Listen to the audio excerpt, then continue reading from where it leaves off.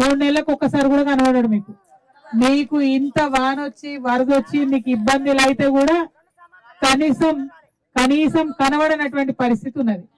మరి ఓట్లేసుకొని అవతల పడ్డోళ్ళను మనం ఊరికే ఉంటే వాళ్ళు మన మాట వినరు. వాళ్ళ కింద ఉండే అధికారులు ఉంటారు, కలెక్టర్లు ఉంటారు, వాళ్ళు పనిచేయాలి. వీళ్ళు చెప్తే వాళ్ళు చేస్తారు, మరి వీళ్ళు కనబడకుండా పోయినాక వాళ్ళు కూడా చేస్తలేరు. అంటే నాకు ఎంత బాధ అయిందంటే ఈ మొత్తం బ్యాక్ వాటర్ ఏదైతే అక్కడ నిజాం సాగర్ బ్యాక్ వాటర్ ఉన్నదో దాంతో మన నాగిరెడ్డిపేట మండలంలో ఈ పోచారం కావచ్చు, మాల్తుమీద కావచ్చు, గోల్లింగాల కావచ్చు, చీనూరు కావచ్చు, వాడి, నాగిరెడ్డిపేట్, బంజరా, లింగంపల్లి, కలాన్, తాండూర్, వెంకంపల్లి, మాన్సాన్పల్లి, మాటూర్, పెద్దాత్మకూర్, జలాల్పూర్, ఎల్దారమా ఎర్రారం కావచ్చు, అన్ని గ్రామాలలో కూడా మరి 1000 ఎకరాలు మునిగిపోయినాయి. తమ్ముడు మాట్లాడుకుంటా 7000 ఎకరాలు అన్నారు, అంతకుముందు వేరే వాళ్ళు మాట్లాడుకుంటా మరి 6000 ఎకరాలు అన్నారు. మరి కరెక్ట్ ఎంత అన్నది కూడా అధికారులకు లెక్క రాసుకోవడానికి తీరికలేనటువంటి పరిస్థితి ఉన్నది. ఘోరం ఏంటంటే అట్లా మునిగిపోయినాయి వెంటనే మళ్ళా పొతం చేసుకొని సరి చేసుకోవాలంటే అది అదనపు ఖర్చు అవుతుంది. కనీసం దానికోసం కూడా ఆలోచన చేయనటువంటి పరిస్థితి ఉన్నది. అంతకుముందు మరి పెట్టుకున్నాం, మనం ఆఫీసర్లను పెట్టుకున్నాం, 5-5 వేలకు ఒక్కొక్క ఆఫీసర్ ఉండి 5-5 వేల ఎకరాలకు వచ్చి రాసుకొని పోవాల్సింది ఉండే.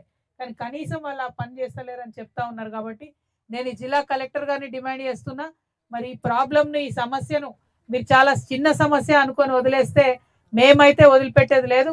అవసరం అంటే వచ్చి మీ కలెక్టరేట్ ముంగటనే కూర్చుంటాం తప్పితే దీన్ని ఇడిచిపెట్టేది లేదు. ఎందుకంటే మునిగిపోయింది రైతుల వల్ల కాదు, రైతుల తప్పు కాదు, మరి దేవుడి వల్ల జరిగింది, ప్రకృతి వల్ల జరిగింది. అట్లాంటప్పుడు ఆదుకోవాల్సింది ప్రభుత్వమే. కాబట్టి ఖచ్చితంగా ముందుకొచ్చి మరి ఎకరానికి ఈ రైతులు కోరుతున్నట్టుగా కనీసం 25,000 రూపాయలు ఇవ్వాలని చెప్పి నేను ఈ అన్ని గ్రామాల రైతుల పక్షాన ప్రభుత్వాన్ని డిమాండ్ చేస్తా ఉన్నాను. నేను డిమాండ్ చేసేదాన్ని కాదు, బాగా మొండిదాన్ని. బతుకమ్మ ఎత్తితే దించలేదు, బోనం ఎత్తితే దించేదే లేదు. అట్లనే ఇవాళ మన ఊరు సమస్యలు ఎత్తుకుంటే అది కూడా దించేదే లేదు.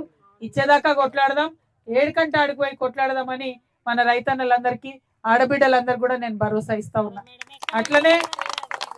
అట్లనే మరి మనకు ఈ నష్టం జరిగినటువంటి సందర్భంలో విద్యుత్ కంబాలన్నీ కూడా పడిపోయినాయి, ట్రాన్స్ఫార్మర్లు ఇబ్బంది అయిపోయినాయి. మరి కాలిపోయినటువంటి ట్రాన్స్ఫార్మర్లకు కూడా మరి కనీసం ఇవాళ రేపు ఆఫీసర్లు పట్టించుకొని మారుస్తలేరని వింటా ఉన్నాం. మళ్ళా పాత రోజులు వచ్చినాయి, వీళ్ళు మార్పు అంటే ఏం తెస్తారో అనుకుంటే మళ్ళా పాత చీకటి రోజులు తీసుకొచ్చిర్రు. మళ్ళా గదే అందరు 5-6 రైతులు 10 మంది కూడాలి, బండ్ల ట్రాన్స్ఫార్మర్ తీసుకుపోవాలి, మనమే ఆయిల్ పోపించుకోవాలి, మనమే రిపేర్ చేసుకోవాలి, మనమే తెచ్చుకోవాలనే పరిస్థితి తెచ్చిరు తప్పితే ప్రభుత్వం అధికారులు పట్టించుకొని ముందుకు వస్తలేరు. కాబట్టి ఖచ్చితంగా విద్యుత్ శాఖ వాళ్ళు తొందరగా అలర్ట్ అవ్వండి, ఏం జరిగిందో కొంచెం పరిష్కరించే ప్రయత్నం చేయండి.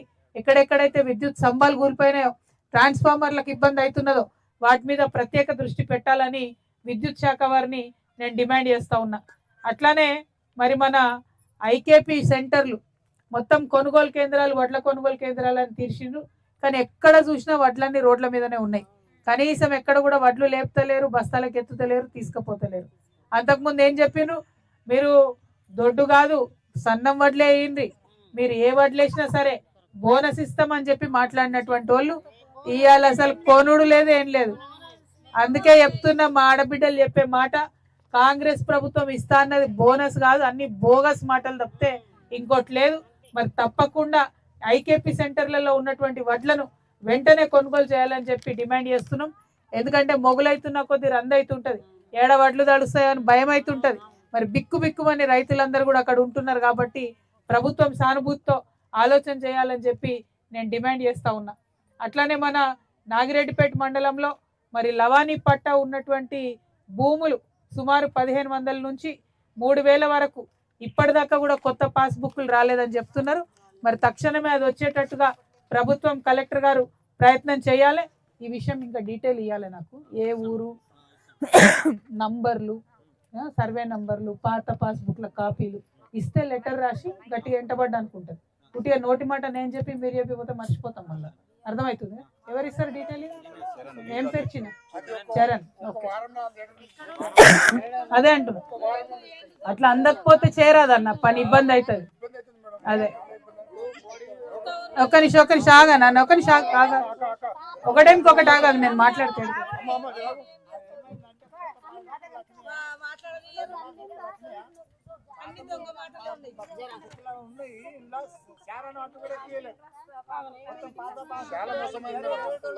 లేలే మీరు నాకు ఎవరెవరికి రాలేదో ఇవ్వండి అన్న. అక్క ఒక్క నిమిషం కూర్చోమ్మ కూర్చో తల్లి, అందరితో మాట్లాడతా, నాకేం తొందర లేదు, కూర్చో తల్లి. అచ్చా సరే ఈ పక్కకు నిలవడేం కదా, అది వివరాలు ఇవ్వండి అన్న, నేను అది ఎంటబడి చేపిస్తా. ఇక ముఖ్యంగా నాగిరెడ్డిపేట మండలంలో మాల్తుమెద శివారులో గల మరి అగ్రికల్చర్ రోడ్ ఫామ్ సుమారు 800 ఎకరాలు 834 సర్వే నెంబర్ ఏదైతే ఉందో దీనికి కూడా సీడ్ రీసెర్చ్ సెంటర్ కావాలని చెప్పి ముఖ్యంగా మా యువ మిత్రులందరూ అడుగుతా ఉన్నారు. దానివల్ల కొన్ని ఉద్యోగాలు వస్తాయని అడుగుతా ఉన్నారు. దానికోసం తప్పకుండా ప్రయత్నం చేస్తా. నేను జుక్కల్లో వస్తూ ఉంటే కూడా చాలామంది అడిగినారు, మాకు పత్తి బాగా వండుతుంది కానీ ఆ పత్తి తడిసిపోతే వాళ్ళు కొంటలేరు, జల్దీ సీసీఐ వాళ్ళు ఇబ్బంది అవుతుంది కాబట్టి ఒక జిన్నింగ్ మిల్ పెట్టాలని అడుగుతా ఉన్నారు. దానికోసం కూడా ప్రభుత్వం చొరవ చూపించాలని చెప్పి నేను డిమాండ్ చేస్తా ఉన్నా. మరి మా ఆటో అన్నదమ్ములు